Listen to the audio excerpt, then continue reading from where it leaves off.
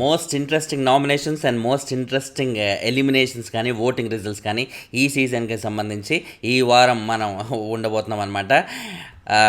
First of all అసలు నామినేషన్స్లోకి వచ్చిన వాళ్ళే చాలా ఇంట్రెస్టింగ్గా ఉన్న వాళ్ళు కాబట్టి ఎవరు ఎలిమినేట్ అవుతారు ఏంటి అనేది చాలా ఇంట్రెస్టింగ్గా ఈ వారం ఎలిమినేషన్ అనేది ఉండబోతుంది. దాని తగ్గట్టుగా ఆబ్వియస్లీ వాళ్ళ గురించి డిస్కస్ చేసుకున్నాం కాబట్టి ఓటింగ్ రిజల్ట్స్ కూడా నో డౌట్గా అయితే చాలా ఇంట్రెస్టింగ్గా ఉంటాయి. యాజ్ ఆఫ్ నౌ చూసుకుంటే నామినేషన్స్లో ఎవరెవరు ఉన్నారనేది మనం ఆల్రెడీ చెప్పుకున్నాం, తెలిసిపోయింది. కాబట్టి ఆబ్వియస్లీ అన్అఫిషియల్ పోల్స్ అనేవి కూడా ఓపెన్ అవుతాయి. కాబట్టి మన పోల్లో కూడా మనం పెట్టాం. మన ఛానల్ కమ్యూనిటీ ట్యాబ్లో వెళ్ళి ఓట్ అయిన వాళ్ళు ఎవరైనా ఉంటే వేయండి.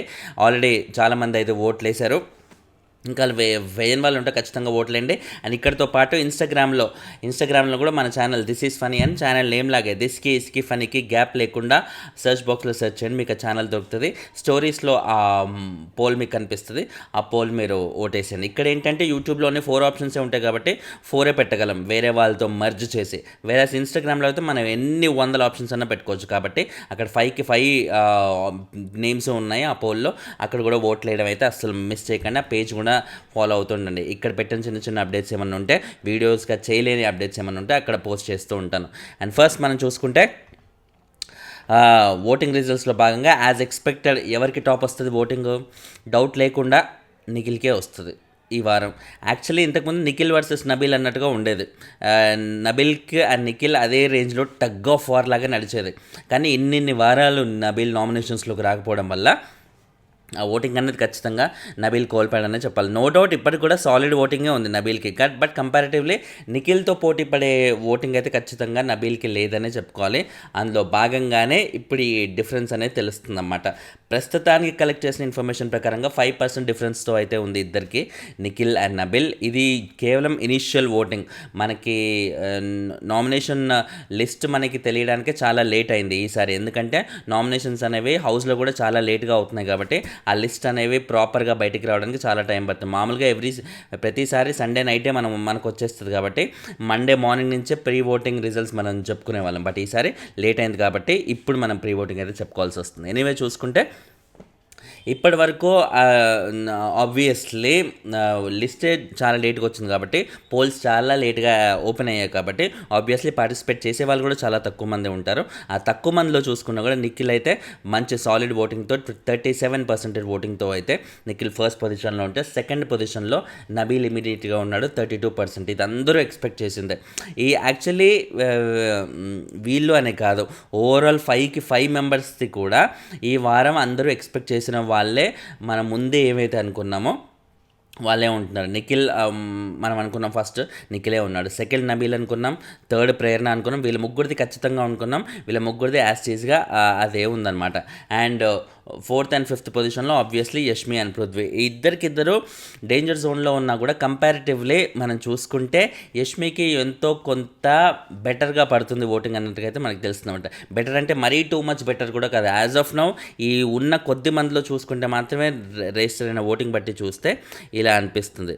సో ప్రస్తుతానికి చూసుకుంటే 37 and 32%, 5% డిఫరెన్స్తో నిఖిల్ అండ్ నబీల్ మధ్య ఉంటే, థర్డ్ పొజిషన్లో ఉన్న ప్రేరణకి 20% ఉందన్నమాట. డిఫరెన్స్ అనేది చాలా ఎక్కువగా ఉంది. చాలా ఎక్కువగా ఉన్నా కూడా ప్రేరణ ఖచ్చితంగా సేవేరా అనిపించే రేంజ్ ఓటింగ్ అయితే క్లియర్గా మనకి కనిపిస్తుంది కదా. కాబట్టి ప్రేరణ మీద మన కొద్దిగా అంటే ఇన్ని వారాలు తను నామినేషన్స్లోకి రాలేదు.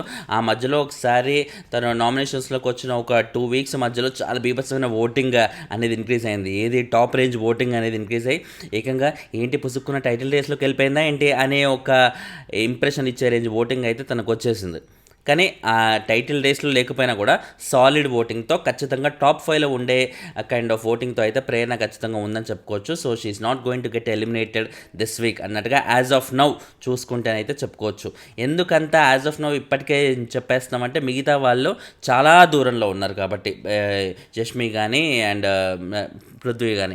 యష్మికి నాకు ఏదైతే అనిపిస్తుందో ఇప్పుడు నామినేషన్స్లో యష్మి వర్సెస్ నిఖిల్, నాకెందుకో ఈ ఇష్యూలో యష్మికి బాగా గ్రాఫ్ పెరిగే అవకాశం ఉన్నట్టుగా తెలుస్తుంది. ఎందుకంటే నిఖిల్ ఎప్పుడు సీరియస్గా నాకు వద్దంటే వద్దు, నీ లవ్ వద్దంటే వద్దు, నువ్వు అన్ని సరే ఎక్స్పెక్టేషన్స్ పెట్టుకో పిచ్చిదానిలాగా, నాకు ఆల్రెడీ బయట అమ్మాయి ఉంది, ఆ అమ్మాయి నాకు బ్రేకప్ చెప్పేసినా కదా నాకు అదే అమ్మాయి కావాలి, నీ అమ్మాయి కోసమే బతుకుతున్నాను అన్నట్టుగా అంత స్ట్రాంగ్గా ఎప్పుడైనా చెప్పాడా? ఎప్పుడైనా సరే అన్నెసరీ ఎక్స్పెక్టేషన్స్ పెట్టుకోకు, నువ్వు పెట్టుకుంటావనే అన్నట్టుగా ఇలా మెల్లగా అమ్మ పుసుక్కుని నేను ఏదైనా గట్టిగా అంటే నన్ను ఇడిచిపెట్టి పోద్దా ఏంటి అనే ఒక భయంతో చెప్పినట్టుగా అనిపిస్తుంది. అండ్ అంత అందమైన అమ్మాయి నా వెనుక పడుతుంటే నా నా రేంజ్ ఇది అన్నట్టుగా ఇట్లా కాలర్ ఎగరేసుకొని చెప్పుకోవచ్చు. బయట నా ఫ్యాన్స్ కూడా అలాగే చెప్పుకుంటారు అన్నట్టుగా ఆ ఇంప్రెషన్తో యష్మిని కావాలని చుట్టూ తిప్పుకున్నట్టుగా ఉందన్నమాట. మామూలుగా అమ్మాయిలు ఇలా చేస్తారు, వాళ్ళ చుట్టూ తిప్పుకోవాలి అబ్బాయిల్ని అనే ఉద్దేశంతో. అందుకే సినిమాల్లో కూడా చాలా పంచులు అమ్మాయిల మీద ఉంటాయి, ఇలాంటి వాటి మీద. కానీ ఇక్కడ చూస్తే రివర్స్ అనమాట. యష్మి నిఖిల్ వెంట పడి అది ఇది అన్నట్టుగా బీభత్సంగా లవ్ కురిపించిన కూడా మనోడు కంప్లీట్గా రివర్స్ చేయలేదు. అంటే ఆ రివర్స్ లవ్ అనేది ఇవ్వలేదు. అలా అని రివర్స్ వద్దు అన్నట్టుగా కూడా స్ట్రిక్ట్గా అనలేదన్నమాట. మోడరేట్గా ఉన్నాడు. కానీ ఇప్పుడు ఆ పాయింట్ని ఎలా కన్వే చేసుకుంటున్నాడు, నేను అంత స్ట్రిక్ట్గా చెప్పేస్తే నువ్వు హర్ట్ అవుతావేమో అని నేను చెప్పలేదు. అంటే హర్ట్ అవ్వడం ఏంటి, నువ్వు హర్ట్ అవుతావేమోనని చెప్పకుంటే నువ్వు అది స్ట్రిక్ట్గా లేవనుకుంటే ఆబ్వియస్లీ నీకు ఇష్టమని అనుకుంటారు కదా ఎవరైనా సరే. ఇష్టం అనుకోనే ఇవాళ కాకపోతే రేపైనా పడతాడు నాకు అనే ఒక కాన్ఫిడెన్స్ ఉండబట్టే యష్మి అదే పనిగా నీ వెంట పడింది కదా బాబాయ్.